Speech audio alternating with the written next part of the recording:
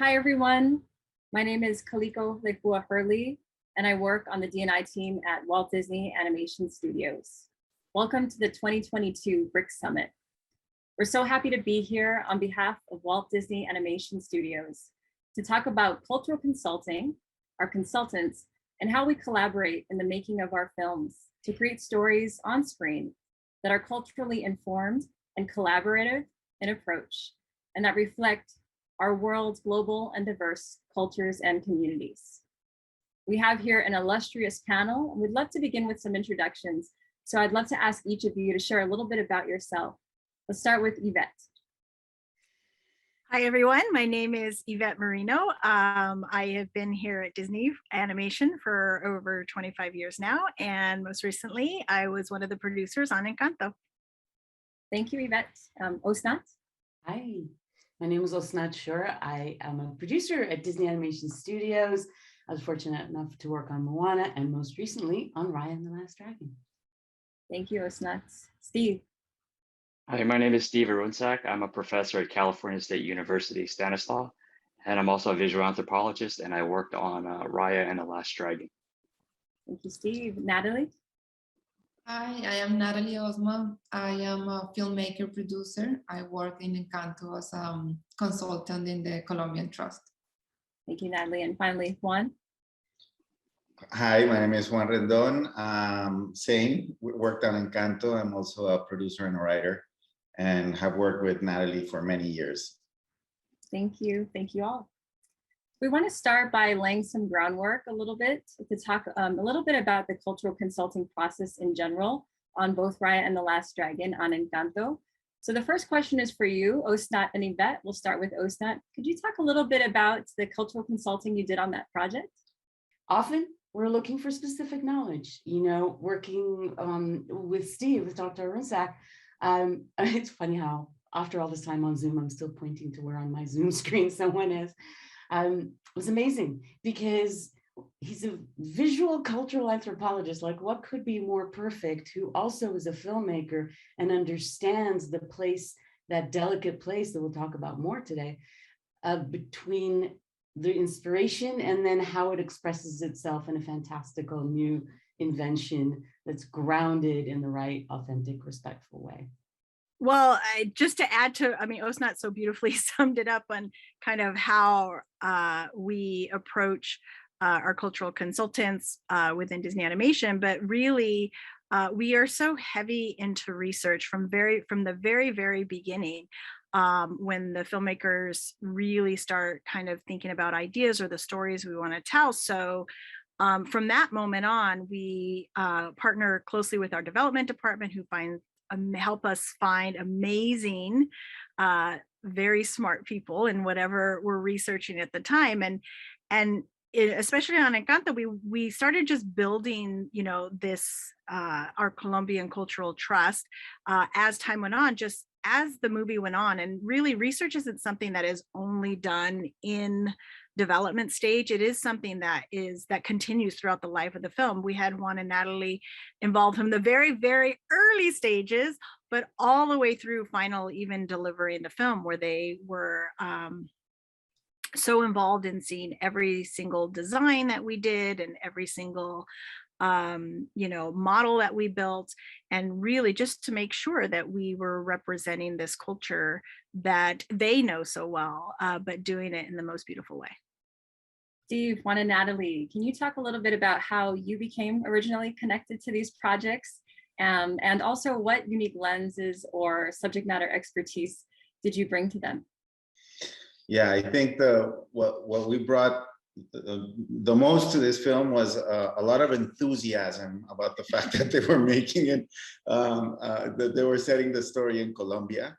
We were thrilled about it, and we're filmmakers, so we've made several movies and documentaries down there. We're very used to kind of talking about Colombia thematically.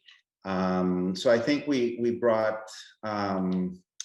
some understanding of how to approach a country like Colombia in telling a story like this, and also we were born and brought up by a family, big families, you know, like the Madrigals. So also a lot of familiarity with the type of dynamics that the team wanted to imprint on these characters. I think for me, the studio had reached out to a colleague, and a colleague referred the studio to me, and we started a conversation. And then, if you can imagine, just 3 months after the initial conversation with Ostat, we were riding on a boat, slow boat along the Mekong River, just 3 months later after that first, initial conversation, and that's where a lot of the trust started. And so what we brought to the table is as a visual anthropologist, we're focused on how visuals are used to represent a group of people. And for me, I was a refugee to this country, and when we came, we had a neighborhood that was filled with Filipinos, Vietnamese, Hmong. So we already had sort of a mini Kumandra that I could sort of draw from when I first came to this country. So that was part of the inspiration, was just that early neighborhood that I grew up in when I came to this country. Thank you so much. Actually, this brings up another point. To the extent that we're able, when we dive into the creation of our films and development, we do impress a lot of importance on being in communities and going to the places that inspire us. And Juan and Natalie, on Encanto, I believe you were also on the research trip to Colombia originally. Can you talk a little bit about that and how that impacted the film in your experience? I think, it was very important for them to feel the culture, for them to feel the people there, the families, how people relate to each other. And that is, that is very well portrayed in the film. And I think it's, we could sit here for hours and talk about, how Colombia's gesture and how they do this and that. But I think the experience of them going down there and just the fun they had is key, and it's clearly shown. I want to take just a very quick step back to get a peek behind the curtain. Ostat, you mentioned this a little bit when we first heard from you, but I was wondering at Disney Animation, particularly because of your experience having worked in and led development teams, how are consultants approached, and at what stage of development production are they brought in? And also, what, in your words, qualifies someone to be a cultural consultant? How do you choose the right person, and is there such a thing? That's a great question, Calico. I think the earlier the better. We start right from when, like on Moana, it was very clear where the inspiration was. With Raya and the Last Dragon, it started broader and then kind of narrowed into a region of 650 million people and hundreds of languages and cultures, and understanding that. So we start very, very early on reaching out to experts on a specific topic. It might be the way a river works or the Mekong works, or it might be more historical or anthropological, or tattoo masters if it's Moana and we're in that world. And then over time, a sort of an organic trust grows of key people. On Raya and the Last Dragon, it was always Steve from the beginning, and still. And but we also had Amiko, who's a dancer and gamelan master, and her husband Dewa, who's a gamelan master. And we had, and we would be, even all the way through animation, texting her going, okay, I know how somebody leaves their shoes outside the door when they go into a holy site, but how do they do it without using their hands and still leaving them tidy? Send video of that now. We need it for animation. It's every level of that. And some people become an organic kind of part of the family. Yvette, I'd love to talk a little bit about intersectionality, and that is that, we carry multiple dimensions of identities ourselves, and particularly on Encanto, with the family being so diverse in representation. What's your perspective on how we find consultants to support characters who represent these multiple dimensions of identity? Yeah, it's such a good question. I think that, similar to what Osnat described was, we look for, often we think of consultants and as like experts in one thing, and it's important as we build our worlds and our characters, but also we wanted to make sure that we included people who were experts in just Colombia and culture and living in Colombia, which is why it's so important to have Natalie and Juan along with us for the whole journey. But it's really, all of our trust was our Colombian cultural trust. We had architects, we had a botanist, we had anthropologists, but they were all Colombian in the sense that they lived life in Colombia. So when they saw the film, we'd screen for them at various times when they saw it, they would have comments on different things, and it wasn't just their expertise. And it really is looking at our family and the diversity within the family alone, that came from many conversations with our Colombian with our cultural trust, but also our familia group within Disney Animation, of Latinx employees within the studio, and talking about how we all come from diverse families. And so there's so many we're not all just one thing that we see. And so there's so many different layers. And so it's important that we have, people that we're working with along the way, just because they're an expert in one specific thing, that they're not tied just to that, because they have experience from life. And we want to make sure that we see the whole person in whoever we're working with. Just as we want to build these characters that we build, we want to build them as a well-rounded person and not just one thing that they're tied to. I'd actually love to turn this question to Steve, Juana, and Natalie as well. So the question extending to you is why do you think it's important to continue to collaborate with consultants, with folks from the community, regardless of how the actual filmmaking team looks?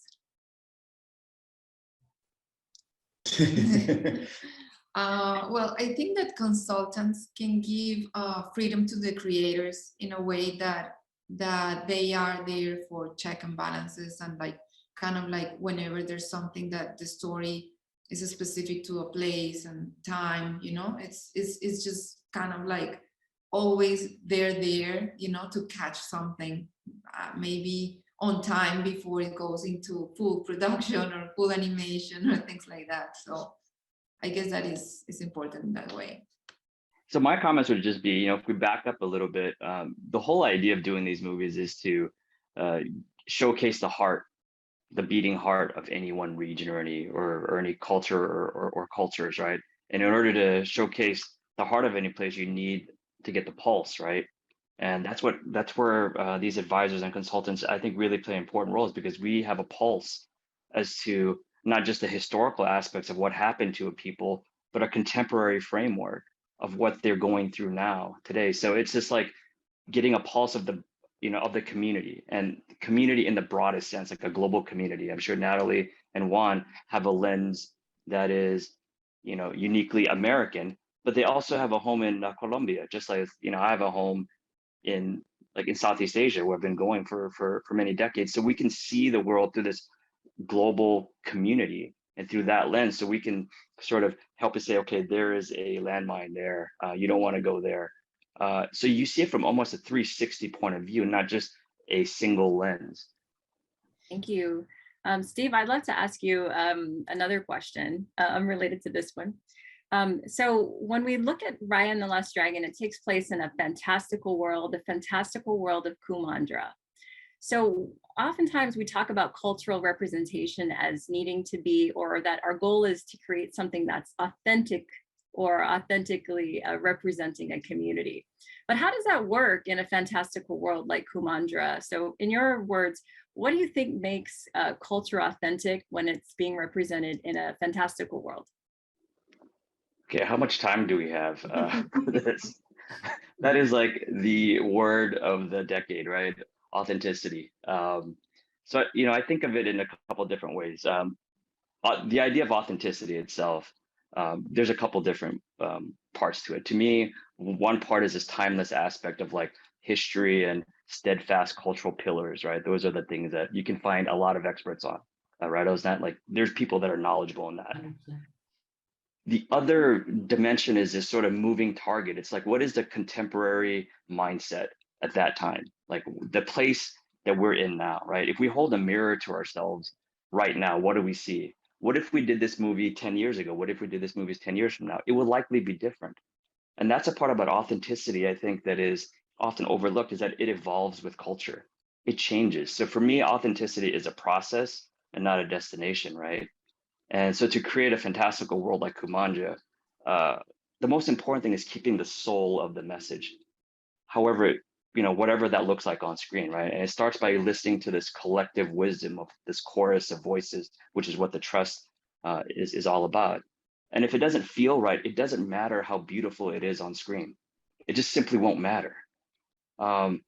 And in the end, for me, authenticity is ultimately at the very end, at the core of it, is about authorship. As long as a culture is able to define its own narrative, then we're leaning in the right direction. That was beautiful, Steve. Thank you. Juana, Natalie, now turning it to you. Well, what does authenticity mean to you? And how did you help achieve that on Encanto? A very beautiful moment in Encanto is when we realize that the Encanto is born out of Abuela's pain, and we see when we see what happened, what caused that pain. I think most Colombians can relate to something like that has happened in either our personal lives or in our families that our abuelas had to deal with. And to me, that's what makes the film very authentic, is when you realize, as a Colombian, as a Hispanic, because this doesn't, or Latin American, this doesn't only happen in Colombia, right? Oh my goodness, this could be my story. Or, this beautiful fairy tale comes out of a place that I've been in. And so that to me is authenticity, or at least feeling authentic. Yeah, thank you. I mean, I know that we all feel this way, that we wouldn't have been able to make these films without you, Steve, without you, Natalie, without you, Juan. So great gratitude to you. So I'd love to take another peek behind the curtain. And can you give us, this is for the group, can you give us some examples of memorable notes given, or notes that change the course of something, whether it be a story moment, a character direction, maybe the design of an environment? We'll open it up to the group. Oh my gosh, I can tell you, there were so many with Juan and Natalie, because really we met with them, they met with our artists, our production designer, our associate production designers every week, really going through every single, piece of art that was designed. And, they had huge influence on how we were building the town and the kitchen, or the house, the casita. But I will say, I'm going to go back to this one. So in the film, when Mirabel goes into Bruno's room and he's showing him all the rat theater, we wanted to, it was a note from Juan and Natalie to make sure that we represented a specific soccer moment in history. And we worked on it until we got it right, because we'd show him, he's like, no, that's not right. And then we have to go back and get it designed. So we'll leave it at that. That is quite memorable, and I'm so glad it turned out like it turned out. Yeah, but I mean, another moment I really appreciate is, in Encanto, there's this moment where Mirabel has to challenge Abuela, and that, I mean, that is a key moment in the film. Now, in Colombian culture and in Latin American culture, that's a very hard thing to do for a young girl to challenge, the matriarch in that way. And the words had to be the words, and the moment had to be the moment. But I remember working with the gestures and with the animation team, and how, finding the way that this child would get to that point, gesturally, in terms of animation. And that to me was one of the greatest, when I felt the greatest about working on this film was when I saw that scene, and I'm like, oh my God, it so works, And it's such a moment that there's got to be fear, there's got to be hesitation, and then there's got to be this resolve. And it really felt to me like it made the moment very real. There's so many moments for Mariah, Steve. I was texting him like in the middle of the day going, help, when are you done with your class? There are so very many, as well as with some of our other consultants, Tatan in Thailand on architectural shapes, and he would dance the shapes for us, the difference between the shape in Cambodia and the shape in Thailand. But I'm gonna pick one. It was very early on, and it's a very, very, very big deal. How much back and forth we did, and that's the design of the character Sisu, because we're telling us, and I'll let you describe it a little bit, Steve, because we, the dragon, or the Naga, as it's known in large parts of Southeast Asia and in India, is a demigod and is held in high esteem as sacred, and so there's certain rules to follow there. And we're telling a Disney story with Awkwafina as Sisu, who's wise but funny, and navigating that was one of the most amazing cultural collaborations I've ever been part of. You want to talk about that, Steve, because you were my hero through that one. Right at the epicenter, I guess, is what we want to call it. A lot of shaking going on there. Yeah, I mean, I would say the spirit, the conversations were spirited for sure. I think when I first saw the first iteration of Sisu in 2019, I think the people saw sort of my body language, as I looked at this first version of it, and I said, you know what, there's gonna have to be probably some more conversations, and we talked about things like the crest, which is this majestic protrusion out of her head. The fact that she had to be elongated and not muscular like Western, style dragons like we find in Europe that have, wings and fire breathing. This is almost the antithesis of it, because it's life affirming philosophies rather than destruction. So that's, somewhere that we wanted to lean into, and that, we had, oh gosh, I mean, I started writing dissertations, and then I realized that this was too long. So then my notes kept getting shorter and shorter and shorter, to where it was like just yes or no after a certain point. I thought that was because we caught on, Steve. Oh, yeah, that's right. Okay, that's the official line. Okay, that's the official. Okay. I get it. Sorry. I remember a moment also on our side that when we had the talks that Yvette was mentioning at Disney, we were always together, and then the gestures that we have, like he's from one region, I am from a different region, and all those kind of things, and talks about different regions in Colombia and how the characteristics on everyone is different, and identities and all these kind of things. I remember that everybody was looking at us all the time, observing and how we talk to each other and how we act. And one of the things that we do as Colombians is speak with the mouth, like as a gesture, like pass me this, or then you move your mouth to refer to point. So then we were doing things like that, and then one of the scenes is like Mirabel, when she's pointing at something that she's giving to Antonio. So then at the end came through like all these gestures and things that we were doing. Well, thank you all. Thank you, Yvette. Thank you, Osnat. Thank you, Steve. Thank you, Natalie. And thank you, Juan, for joining us today with Disney Animation as we talk about cultural consulting and our process. Have a great time, everyone, at the 2022 BRIC Summit. See you later. Bye. Thank you. Bye. Thank you. Thank you.